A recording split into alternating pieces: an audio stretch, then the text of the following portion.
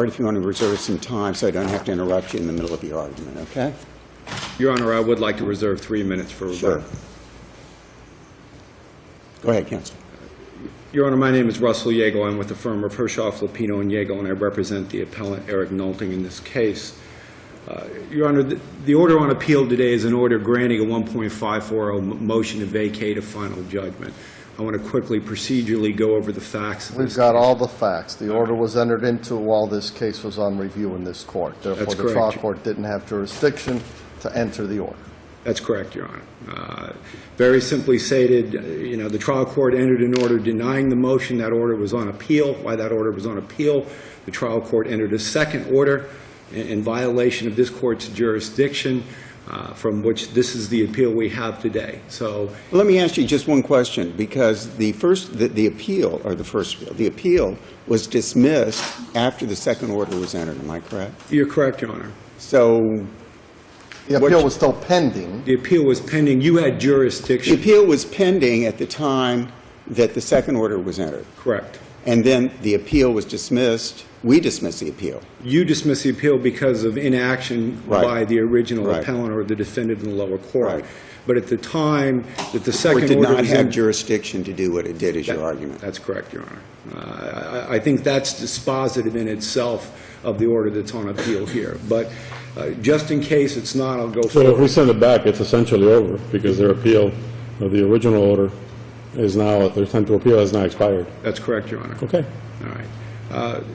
If the court for some reason finds that it can entertain jurisdiction further, we maintain that the court inappropriately still entered a 1.54 order because that remedy simply was not available to the defendant in the lower court. And when you ask, why do you say that, Mr. Yeagle, the answer is very simple. The law We is understand clear. why. I'm sorry? I think we understand why.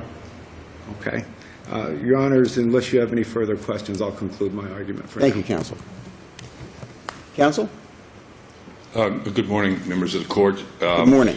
I am Wayne Kruer, sole practitioner in Key West, Florida. I represent the defendant in this case, one of the defendants, Christopher M Swartz. And I regard this as a fairly simple matter, simply because the original order, according to cases that the Second District Court of Appeals has decided and this court has decided, the case lacked any semblance of due process at the time that the final judgment was entered. As such, the original Your judgment position is was that it was a void order? It was a void order. And what if we disagree, then what's your remedy? The remedy would be that you send this back and tell him to re-enter the previous order, which is the technical legalities that we're dealing with here. If he didn't have, this court finds he did not Well, if have the second jurisdiction. order is a nullity because the court didn't have jurisdiction to enter it, there's no need to re-enter the first order. It was already entered, and if your appeal was dismissed for inaction, it seems like you're done, doesn't it? No, Your Honor, my contention is that the court below had jurisdiction to enter that second order because the original judgment was void, ab initio, and a void order, according to the case law that I've cited in my brief, says that a void order can be corrected, eliminated at any time. But isn't that correct? I agree with you. It could be corrected at any time, except the problem is the court didn't have jurisdiction to correct it because it was up here on appeal. So the court didn't have jurisdiction. So how do we get around that? We get around it by saying that no matter how you do it, we are only dealing with one issue here. It's one way or the other. It's a legal technicality, in my view, that the court did not have jurisdiction to correct an order that never should have been entered in the first place. He made it very clear that he was adding the case that I cited, the Chimura case, which, by the way, has never been addressed by counsel for the appellant. And this places an unfair burden on both sides, it seems, if this court says the jurisdictional issue overrides what the decision was. No, For it the doesn't. simple- No, it doesn't. If you wanted to do that and you were the appellant here before, you could have filed a motion to relinquish jurisdiction to allow the trial court to entertain its motion. That didn't happen here. While the case is pending on appeal, the trial court entered an order during a time of which it did not have jurisdiction. It's that simple. Your While Honor, this case is on appeal, the trial court does not have jurisdiction. And by the way, I noticed in your brief you didn't include the standard of review. So in the future, I'd appreciate seeing the standard of review. Yes, Your Honor. It was an oversight. The point here is that this court has only one remedy, and that's to send it back and reinstate the original order. Then we come back up here and do 3 briefs again to decide the same issue. That is the legal situation that the court seems to be addressing. Do we send it back and say the case is over, or do we send it back and say reinstate the original order, at which time 30 days begin to run again? And we're back here again on the same exact issues. It may be, Filing- but you can't short-circuit jurisdiction.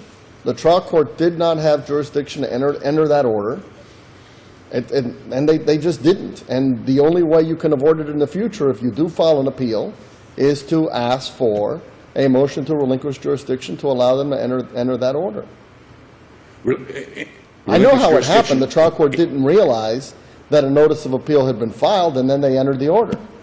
Or maybe it did realize it and decided to relook at it. Well, We don't know. I hope the trial court didn't do that. I don't know. And I don't know that there's any way of knowing. But And I would tend to disagree with you. I know that the court relied on Chimera, but Chimera is not on point with the facts here, because Chimera didn't involve the question of the appeal being taken. The court corrected a 1.540 in Chimera, but it totally lacks the idea of the appeal, and that's the problem here. The appeal was taken, and it removed jurisdiction from the trial court to enter that 1.540, the second one. what the court is going to be doing is ordering him to reinstate the previous order, which will start the appeal time running again. If that is the necessary outcome of this, then so be it. We'll do it all over again, but the issues are going to be the same in the end. Okay. Anything else, counsel? Nothing else, right, at this Thank point? you. Thank you very much for appearing. Any rebuttal? Briefly, Your Honor, the court well knows it had jurisdiction when the original order was entered, but I want to address this idea that the lower court judgment was void. What the appellee is doing is relying upon a bunch of cases that say when you have insufficiency service of process, that a judgment can be void and you use 1.540 to effectuate that remedy. That's not what we have here. The Do you agree that the time starts running fresh on the original order on the 1.540? Not at So all. they can take another appeal? No, I believe that. Why not? Because he had an appeal and he dismissed it. He timely filed his appeal and he dismissed that appeal. He could have kept that appeal alive in the event that this court ultimately vacated the order. He did not do so. So at the end of the day, if this Well, court but reversed... the trial court would have jurisdiction to entertain a new motion for 1.54, assuming that it's timely, right? I believe that's correct, Your Honor.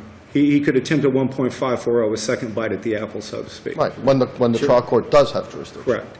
With respect to Chimera, Chimera is off point as well, because in Chimera, what you had here, Chimera was an error of law, and they were attacking what the court had done in terms of entering the discovery order. Right. And the reason you could, but 1.540 is not available to do that. And that the case law is clear on that. If you didn't like what the lower court did with the discovery order, you should have taken an appeal from the final judgment. You shouldn't have tried to wait, file a 1.540, and come up here and say, lower court committed an error of law, or even with the trial court itself, and said, you committed an error of law, you need to redo it. That's not what 1.540 is for. The remedy was a motion for rehearing, and if you didn't do that, it was to come to this court for appellate review. Didn't do either one, 1.540 is not an available remedy. Thank you, Your Honor. Thank you very much. Thank you both. Thank you for appearing, counsel.